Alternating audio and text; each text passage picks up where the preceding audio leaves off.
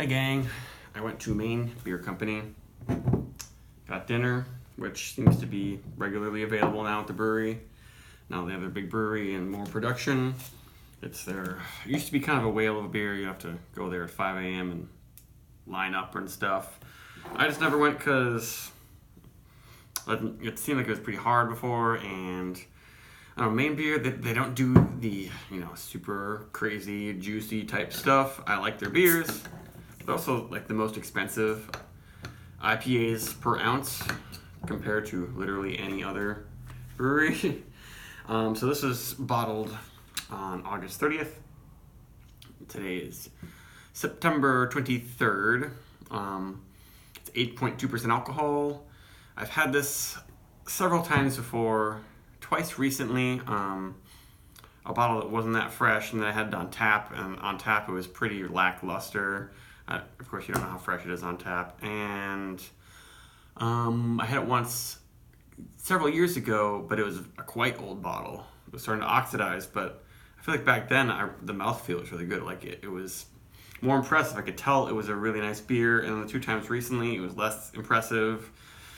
So it's probably changed a little bit since they ramped up production. But when I just opened that, it smells very nice because they use Mosaic, Citra, Simcoe, and Falconer's Flight hops. And they say they use as specialty malts. They use Carapils Caramel 40L, whatever exactly that means. Usually the number thing is like C40, C15, 20. That's crystal malt and dextrose. But a lot of the same stuff that, New England brewers have been using in their hazy IPAs. But of course, they don't make them super hazy at Maine.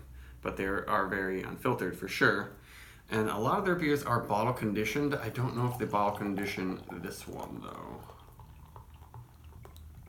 I might be able to tell from the way the head and carbonation looks. I kind of tilted this bottle a little bit to try to get as much haze as I could, since it's not, it's very fresh, but it isn't like several days old fresh. Like you get a lot of these beers these days. Yep, it has a nice little haze. It's kind of hot and humid right now, so it's looking hazier than it really is.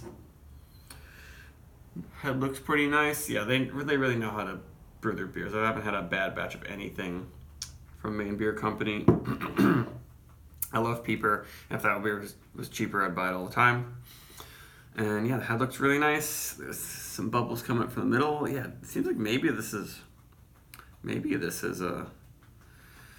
naturally carbonated, bottle conditioned, but I'm not totally sure.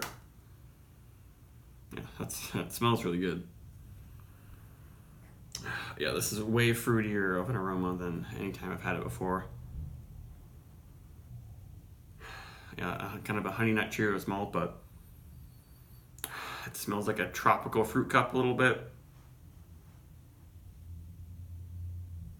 Pineapple tidbits, mandarin orange, a very sweet orange. Very, very light hints of bitter citrus and pine, but mostly just a ambrosia salad, fruit cup, just fruit salad. It's lots and lots of different fruits. Peachy, yeah. Very, very nice aroma. Impressed by that. I wasn't sure what to expect going into this review, if I was going to be really disappointed.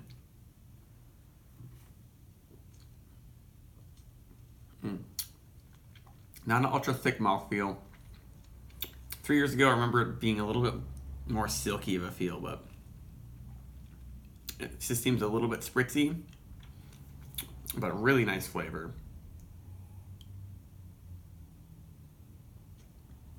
I guess the mouth feels pretty good, but I don't know if it's natural carbonation. I'll have to look it up. It ends with a really nice spiciness, hints of pine. Yeah, the spiciness cuts through all the fruit, but it is rather sweet. Probably one of the more sweet beers from Maine Beer. I haven't had second dinner yet, but that one I've heard is like they go for more straight tropical and like lighter bodied or something. Big on pineapple and peach, yeah. And there's just a hint of booze deep in there when you inhale hard.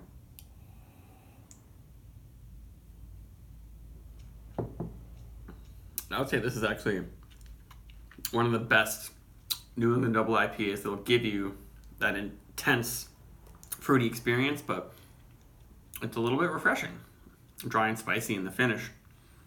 Some measurable IBUs. None of that hop burn. It's not too murky. I'm not getting chalkiness on the tongue. A lot of that can contribute to bitterness, but with this one, it's actually, easily measured IBU bitterness from boiling the hops in there. But then I'm pretty sure they double dry hop this in some way. They don't really tell you anything about this beer on the label. It's interesting, they say drink within 45 days of the stamped on date. I think it says 60 days for the other beer I got there, a wet hop beer. That was really good when I had some sips of it on tap. I'll probably do a review for it, even though it's like pretty small batch. But I love wet hop beers. This is really nice, and it seems like Maine beer is really straddling between the new wave New England and sort of like Midwest, sort of West Coast beers. I would say more like this is closer to Half Acre. This is like the best double IPA that Half Acre pumps out. It would have been really interesting to compare this with fully saturated Double Daisy Cutter, which I did a review of it. I feel like it's kind of similar to that. A little bit bigger, but quite similar. It's more similar to that than it is to West Coast IPAs or to like Heady Topper. Maybe this would be good to compare with like Second Fiddle. I'll pick up a can of Second Fiddle and compare them, because I've been very unimpressed with Second Fiddle for the past few years. I'm rambling. I think for ratings wise, it deserves 4.25. And the Falconer's Flight is giving it just enough of a pininess and that earthy West Coast punch. But it's still got lots of that fruit cup. As you drink it, it gets less fruit cup maybe. Starts moving towards more bitter orange. But there is, a sweetness that comes in mid-palate that's nice and tropical. So 4.25, maybe 4.5 actually, because it's a really well-made beer. I guess it's just I wish the feel were a little silkier. You can get a nice silky feel out of these beers that aren't super hazy and thick, like Pliny the Elder when I've had that from them. But that's enough. Goodbye.